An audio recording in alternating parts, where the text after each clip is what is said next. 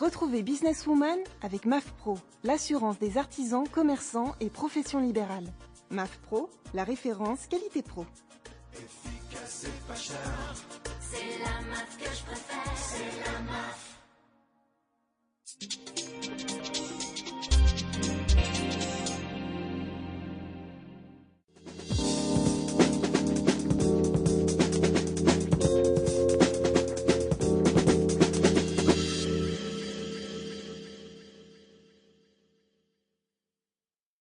Bonjour à toutes et à tous, merci d'être avec nous pour votre programme Businesswoman, un programme dédié, vous le savez, à l'entrepreneuriat au féminin.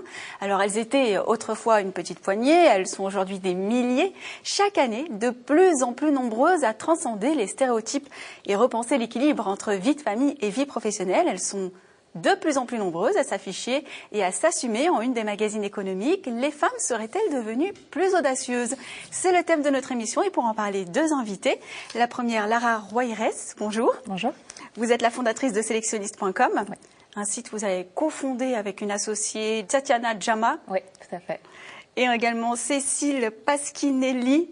C'est bien, j'ai bien prononcé les noms. Bonjour. Bonjour.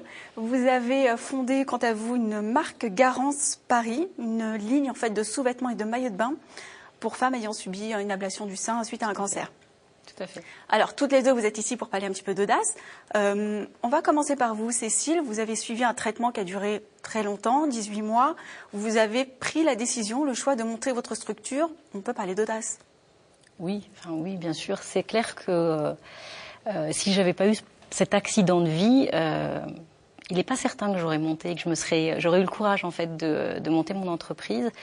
Le cancer, parce que c'est de cette maladie dont on parle, c'est vraiment une maladie qui vous fait comprendre et qui vous fait percevoir la fragilité de votre propre vie. Vous êtes confronté finalement à la possibilité de votre disparition. Et puis les traitements sous l'eau sont très lourds. Ils vous mettent souvent, ils vous font poser un genou à terre, ils vous fatiguent. Et c'est vrai que j'ai eu le temps de beaucoup réfléchir et de me dire, et si demain j'étais plus là, est-ce que j'aurais réalisé tout ce que j'avais envie? Et professionnellement, j'avais vraiment envie de trouver un sens à ce que je faisais. On peut dire que finalement la maladie a façonné, a fait croître votre audace finalement? Complètement. Le projet entrepreneurial, je l'avais depuis toujours. Je suis issue d'une famille d'entrepreneurs. J'ai toujours été salariée dans un gros groupe, avec cette envie quelque part dans la tête qui trottait de me lancer également. Et puis j'avais peur, plein de peurs. J'avais peur de pas y arriver. J'avais peur de perdre le statut social que j'avais. J'avais peur de pas gagner assez d'argent. Jusqu'au moment où voilà, la maladie m'a rattrapée. Et là, je me suis dit finalement, ma plus grosse peur, c'est quoi? C'est de plus être là. Parce qu'encore une fois, c'est prendre conscience qu'on peut partir. Moi, j'ai été malade à 39 ans. À ce moment-là, on ne pense pas à ça. C'est très jeune. Voilà. Et prendre conscience de ça, ça m'a fait me dire, finalement, c'est ça ma plus grosse peur. Donc, on y va, on se lance et puis on verra bien. Lara Roires, un peu moins d'appréhension parce que c'est votre deuxième structure. Alors, racontez-nous rapidement déjà le principe même de sélectionniste.com et puis d'où vous venez. Alors, mon parcours. J'étais avocate dans une ancienne vie et ce qui m'a décidé à devenir entrepreneur, c'est pareil, comme Cécile, je venais d'une famille d'entrepreneurs et puis pour me réaliser vraiment professionnellement, j'avais cette conviction qu'il fallait que je mène ma propre aventure et que je sois pas dépendante de celle d'un cabinet auquel j'appartenais. Et donc, c'est en 2019, j'ai créé ma première société qui s'appelait Dilissime. Et puis qui a été ensuite revendue. J'en suis partie courant 2013 pour fonder Sélectionniste. Sélectionniste, c'est un site internet sur lequel on peut retrouver tous les produits qui ont été vus dans la presse féminine. Il y a un site concurrent qui existe, mais qui est plutôt spécialisé dans la mode. Vous êtes plutôt spécialisé dans tout ce qui est cosmétique, produits. Alors nous, on s'occupe de retrouver tous les produits qui ont été vus dans la presse féminine, qu'ils soient des produits de mode, des produits de beauté, des produits culturels comme des livres, des CD, des stéréos, des guitares. Et puis de la culture, de la culture je l'ai vu, la décoration, l'univers de la décoration et l'univers de l'enfance. C'est aujourd'hui du moins en France et je crois dans le monde, un projet 360 comme ça, dans tous ces univers-là, qui est un moteur de recherche, où on peut retrouver en se souvenant de quelques mots-clés, n'importe quel produit qui a été vu dans la presse féminine, je crois que ça n'existe pas. Quel est votre business model? Comment vous rémunérez-vous? Alors, on se rémunère en montant des opérations de partenariat avec les marques qui sont régulièrement dans la cité, dans la presse féminine. Ce qu'on leur offre, c'est de la visibilité, la possibilité de créer sur notre site comme une boutique, qui est une boutique qui est sur mesure, qu'elles peuvent complètement customiser et qui ne référence que les produits qui ont été vus dans la presse féminine. Il n'y a pas d'achat, c'est-à-dire que c'est une boutique virtuelle, mais on ne peut pas... Alors, c'est une boutique vers laquelle on redirige ensuite tous les produits qui sont présentés par marque, sont ensuite redirigés vers le site de la marque. Voilà. Et puis, à côté de ça, on permet aussi aux marques de monter des opérations spéciales, de créer des thématiques et d'être mises en avant sur le site à travers on a différents espaces, des bannières, des sliders, enfin, voilà. Plein de produits peuvent être mis en avant sur le site et c'est ce qu'on offre aux marques. Par exemple, Garance, la marque de Cécile. Admettons, on retrouve un soutien-gorge, un maillot de bain, effectivement, pour femmes ayant subi une ablation sur le magazine, quel que soit. On peut le retrouver sur le site de Sélectionniste. Exactement. Alors, quelques mots sur Garance, on va en profiter pour en parler. La marque. Donc Garance, c'est une marque qui est dédiée aux femmes qui ont eu un cancer du sein avec une ablation. Donc on propose des maillots de bain, on propose de la lingerie de nuit. C'est une marque qui est présente dans des réseaux de distribution à la fois médicaux, parce que c'est là, jusqu'à il y a encore quelques années, que l'on trouvait ce genre de produit. Donc il faut imaginer, la femme, elle avait envie d'un maillot de bain, il fallait qu'elle pousse la porte d'une orthopédie ou d'une pharmacie. Et là, elle avait finalement le choix entre deux marques allemandes avec des modèles un peu austères. Et l'audace de Garance, puisqu'on parle d'audace, ça a été de croire qu'on pouvait leur proposer une alternative, si elles le souhaitaient, et qui était d'avoir accès à des modèles féminins, tendances, qui suivent vraiment les tendances. Ça, c'est une première chose en termes de produits. Et puis en termes de distribution, qu'elles pouvaient aussi les retrouver ailleurs que dans ce réseau médical. Féminiser, en fait, finalement, l'achat ou démédicaliser. Démédicaliser, effectivement. Voilà. Donc l'idée ensuite, c'est de pouvoir retrouver la marque dans des boutiques classiques, et dans des grands magasins. Et c'est le cas dès cette année, puisque la marque est présente aux Galeries Lafayette à Haussmann. Alors, l'émission est dédiée à l'audace des femmes. 30% seulement des femmes ont créé leur entreprise. Par rapport aux entrepreneurs de manière générale, c'est assez minime. Est-ce que vous pensez que le problème de l'entrepreneuriat féminin, si on va appeler ça un problème, c'est un problème d'audace, de courage, de sexisme ? Moi, je ne pense pas que ce soit un problème d'audace. Vraiment, je pense que les femmes, elles sont audacieuses. Regardez le nombre de vies qu'on a en une journée. On s'autorise à être une femme, une épouse. Ça, on vous l'accorde. Voilà, une mère. On gère notre carrière en même temps. Donc, c'est pas un problème d'audace. Est-ce que c'est un problème de sexisme? Je ne sais pas.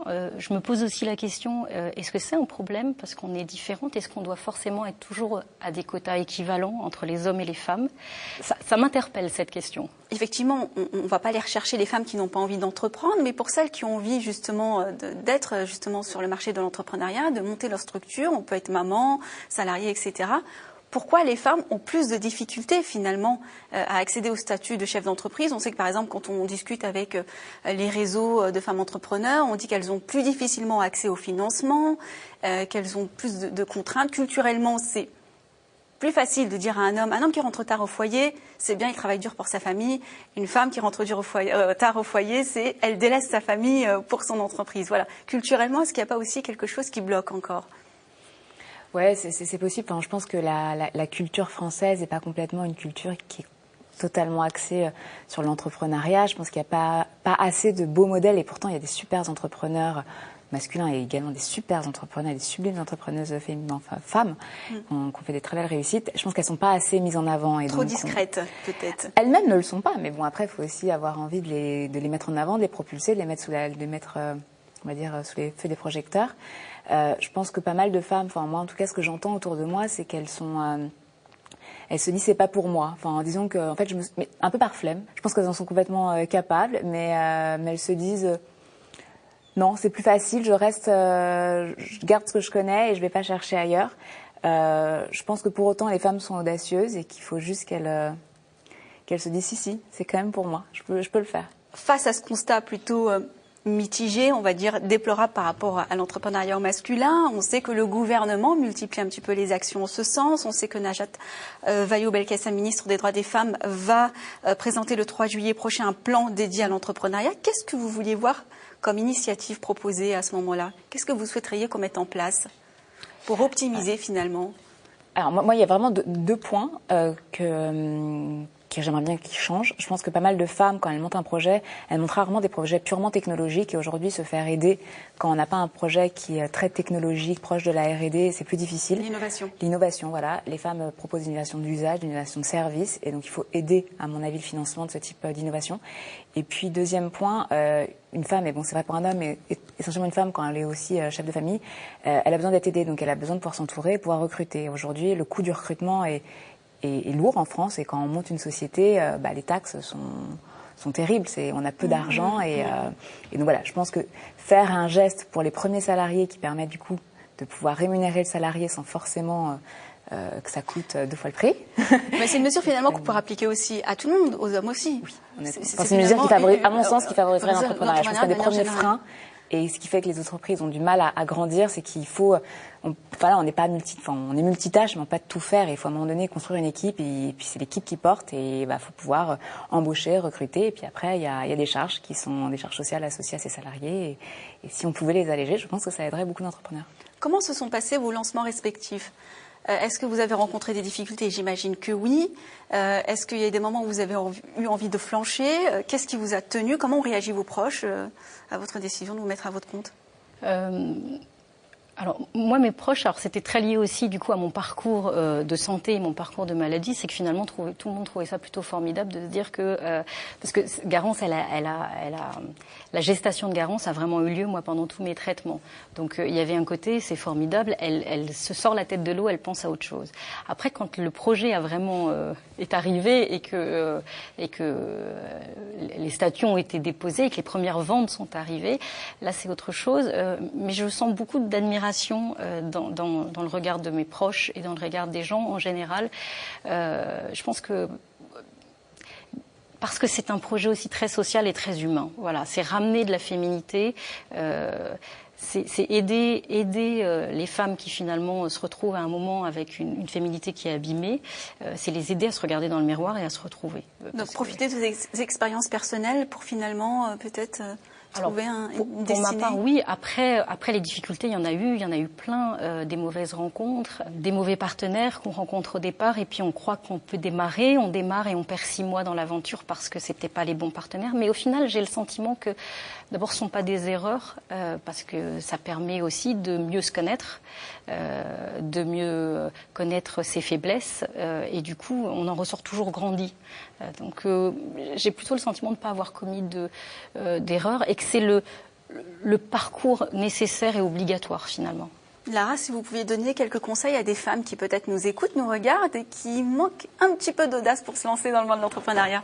Il y a beaucoup de femmes qui renoncent, qui ont l'idée, qui ont l'envie, elles le sentent, elles ont cette fibre-là, elles commencent, elles réfléchissent, et puis au bout d'un moment, faut arrêter de réfléchir, il faut passer à l'action. Et souvent, c'est au moment de ce passage à l'action qu'elles abandonnent parce que ça nécessite de faire quelques sacrifices. Et donc moi, le conseil que j'aurais envie de leur donner, c'est faites-le, franchissez ce pas, sautez le cap. C'est, je pense, le plus beau métier du monde. C'est une adrénaline, une énergie. C'est certes vachement de stress et beaucoup d'emmerdements vulgairement. Mais allez-y, vous allez avoir plein d'emmerdes, allez-y. Non, mais c'est que du stress positif. Quand on finit une journée en étant entrepreneur, on a appris plein de choses, on a fait plein de métiers, et je pense qu'à la fin, c'est juste le meilleur des métiers. Et quand on a envie d'avoir une vie de famille, je pense que c'est aussi une vraie liberté d'être entrepreneur parce qu'on gère son temps, et ça n'a pas de prix pour une mère de famille. Ce seront les mots de la fin. Ce sont des entrepreneuses qui vous le disent. Merci de nous avoir suivis. On se retrouve évidemment sur Demain, sur We Do Biz, mais sur également le site ellesentreprenent.fr, un site de la PCE. À très bientôt sur Business Woman.